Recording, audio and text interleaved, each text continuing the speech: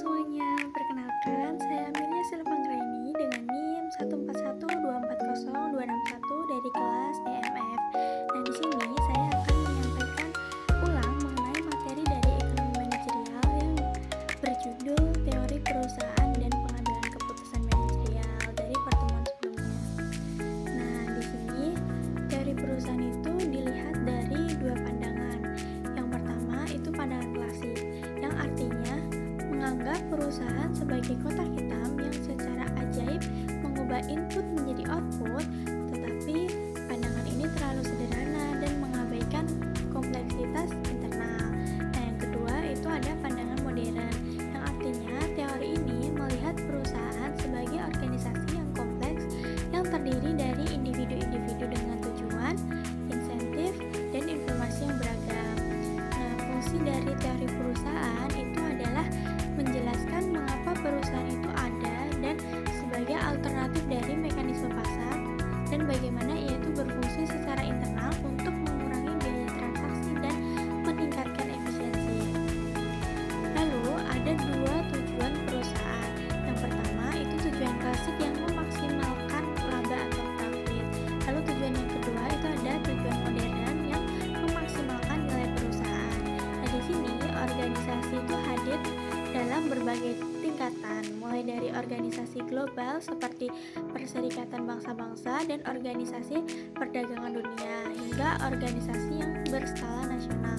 Nah, pada dasarnya semua organisasi itu terdiri dari individu yang berkolaborasi untuk mencapai tujuan tertentu, yang merupakan hasil dari kompromi antara kepentingan masing-masing individu.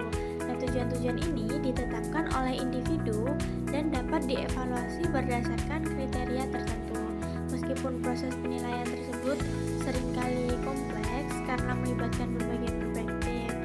Nah, lanjut ke teori biaya transaksi yang dibagi menjadi dua, yaitu biaya koordinasi yang meliputi biaya pencarian, biaya tawar-menawar, biaya kontrak, dan biaya motivasi yang meliputi informasi tersembunyi, tindakan tersembunyi. Nah, di sini teori motivasi itu model yang mendapat kritik karena dianggap terlalu sempit dan mengabaikan perilaku altruistik dan dengki. Nah, lalu di teori hak milik itu terdapat beberapa pihak yang mengklaim hak kepemilikannya dan kendali, yaitu pemegang saham, direktur, manajer, dan karyawan lainnya.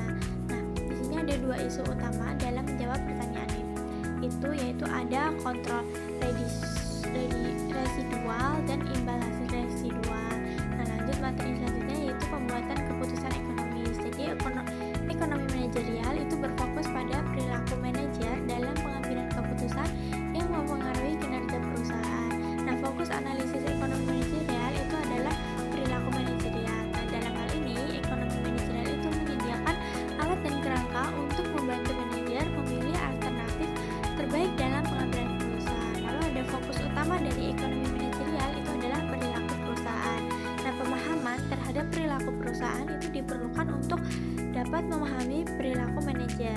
Nah, inti dari teori perusahaan itu adalah terkait dengan hakikat keberadaan perusahaan. Jadi tujuan perusahaan itu didirikan, terus nilai dari perusahaan. Lalu ada membuat keputusan itu merupakan tugas terpenting bagi seorang manajer. Nah, untuk bisa membuat keputusan yang baik, manajer itu membutuhkan panduan yang dapat membantu dalam menentukan alternatif keputusan yang baik. Nah, di sini ada pendekatan yang menyatakan ekonomi manajerial itu pada dasarnya merupakan penerapan konsep dan prinsip ilmu ekonomi dalam proses pengembalian keputusan manajemen. Nah, manajer itu dapat menggunakan teori ekonomi, data, serta model analisis untuk memecahkan personal nyata di perusahaan. Nah, ada beberapa konsep yang sering digunakan, yaitu ada teori permintaan dan penawaran, struktur pasar seperti persaingan sempurna, monopoli, obligasi, dan persaingan monopolistik. Lalu ada konsep biaya dan keuntungan, dan strategi masuk ke pasar. Nah, ekonomi manajerial itu memanfaatkan model untuk menganalisis tindakan manajer dan dampaknya terhadap kinerja perusahaan, khususnya dalam aspek biaya, permintaan, laba, laba, persaingan, harga, hingga strategi pasar. Nah, di sini pembuatan keputusan menjadi kunci penting baik di bisnis maupun di pemerintahan. Nah, di sini mencakup berbagai keputusan strategi seperti pengembangan produk, alokasi dana riset, dan peningkatan kualitas. Karena keputusan itu tuh tidak mudah diambil, jadi diperlukan analisis yang hati-hati dan mempertimbangkan keuntungan dan kerugian setiap alternatif. Nah, untuk itu digunakan model dasar proses pengambilan keputusan yang terdiri dari 6 tahap. Pembuatan keputusan adalah proses penting yang membantu manajer itu menyusun langkah-langkah sistematis untuk menghadapi persoalan kompleks. Nah, model ini memiliki 6 tahap utama yang diterapkan baik di sektor swasta maupun pemerintahan. Nah, tahap yang pertama itu mendefinisikan masalah. Lalu tahap yang kedua itu ada menentukan tujuan. Yang ketiga itu ada menggali alternatif. Yang keempat itu ada memperkirakan konsekuensi. Lalu yang kelima itu ada menentukan pilihan. Dan yang terakhir itu ada melakukan analisis sensitivitas. Nah, dia penjelasan dari saya mengenai materi ini, semoga bermanfaat, dan dari saya memohon maaf kalau ada kata-kata yang kurang berkenan atau kurang sopan. Terima kasih dan sampai jumpa.